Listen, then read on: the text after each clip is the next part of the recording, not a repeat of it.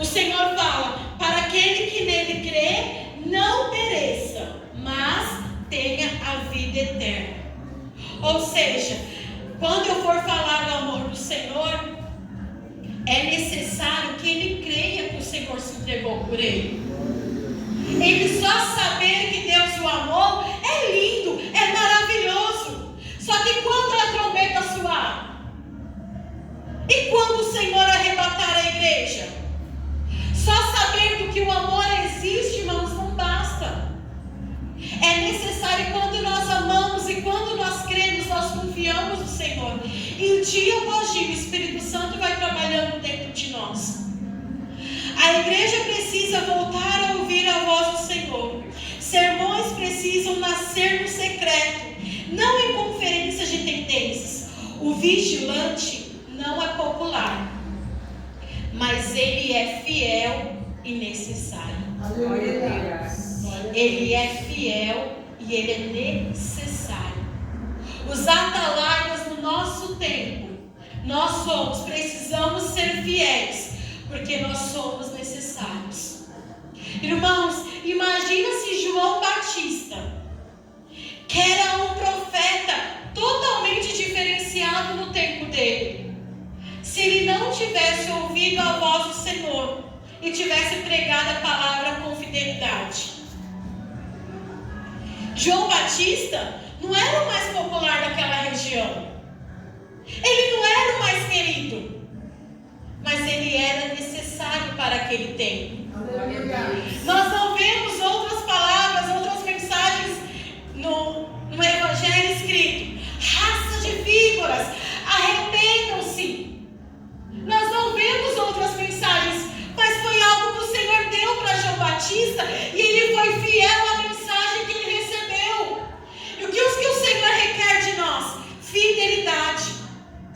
Fidelidade àquilo que ele colocou dentro de nós. A pastora ministrou no domingo passado e essa palavra está ecoando dentro de mim. 1 Timóteo capítulo 1, verso 7. Porque eu não vos dei espírito de medo, mas de poder, amor e equilíbrio. Poder, amor e equilíbrio. Irmãos, as ferramentas que o Senhor já colocou dentro de nós. Nós estávamos ouvindo uma ministração ontem e algo falou muito ao meu coração. Davi, ele pregou 3 pedrinhas lá no riacho. Quantas pedrinhas? 3. Mas ele sabia qual das 3 acertaria a cabeça do gigante? Ele não pegou. Ele sabia que na primeira ele ia acertar a cabeça e ele ia cair? Ele não pegou. Só que ele pegou 3 como garantia. Porque ele já tinha experiência com o urso, ele tinha experiência com o leão, mas ele nunca tinha matado um gigante. Mas ele usou a experiência que ele tinha e a prudência necessária, e ele foi.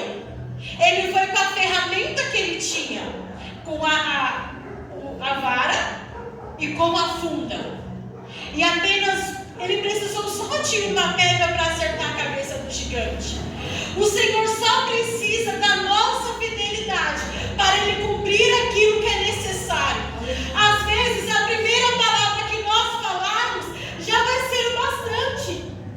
Às vezes vai precisar de nós pregarmos 2, 3, 4 vezes. Mas o que é necessário? Que nós sejamos fiéis àquilo que o Senhor confiou a nós. Glória a Deus.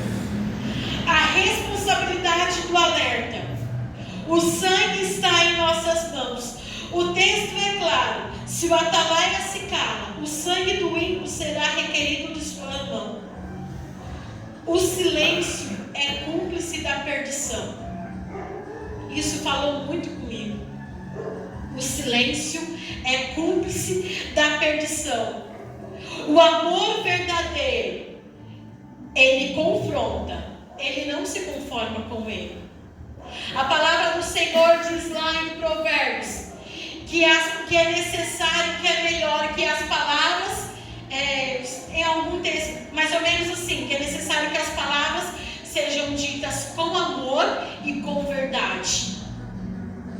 Porque às vezes, irmãos, nós queremos passar a mão na cabeça. Nós queremos falar, não, pode ser assim. Não, o amor, ele confronta. Por que o amor confronta? Por que o amor confronta?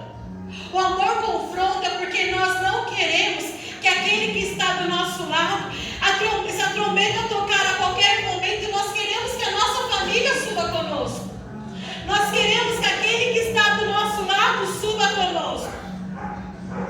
Só que se nós não falarmos a verdade, não pregarmos, e nós nos conformarmos com aquele erro, a pessoa não vai para o céu.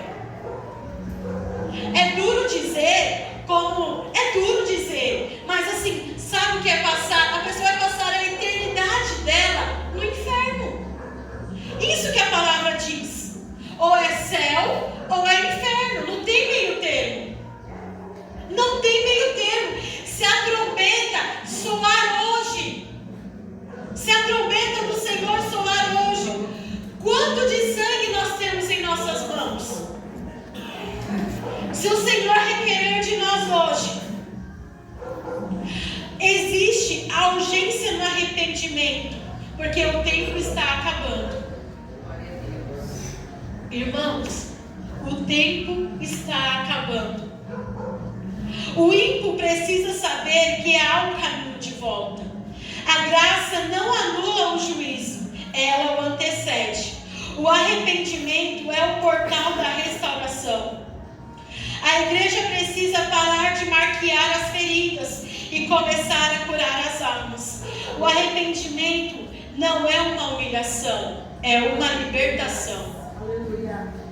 Às vezes a gente pode falar assim, Esther, mas se eu falar, poxa, Esther, se eu falar e ela se sentir humilhada, irmãos, é necessário que seja diga aquilo que o Senhor mandou nós dizermos. Porque o arrependimento genuíno, ele traz cura. Aleluia. O arrependimento genuíno, ele traz libertação. Mas sabe, às vezes, irmãos, nós mesmos, quando nós estamos falando da palavra, às vezes a gente não crê naquilo que Deus já falou conosco. Às vezes nós não cremos que o arrependimento é necessário, que a libertação é necessária. Porque a palavra do Senhor, ela não muda. O Senhor falou comigo, Esther, a igreja esqueceu. Nós, irmãos, às vezes nós esquecemos que a porta continua estreita. A porta continua apertada. O caminho continua estreito. É Deus. Os anos foram se passando, o caminho ele não foi ficando mais largo. A porta foi ficando mais estreita. O caminho foi ficando estreito e a porta continua apertada. Às vezes nós falamos, não, mas irmãos, antigamente tinha muito usos e costumes. Não pode ir para a igreja de calça, não pode usar brinco, não pode cortar o cabelo, não pode usar maquiagem. Só que às vezes o que nós fazemos? Nós pegamos isso que era usos e costumes e queremos alargar o caminho. E o que é alargar o caminho? Irmãos, se nós não nos arrependermos e perdoar o nosso irmão, nós ficaremos. Se nós não pedirmos perdão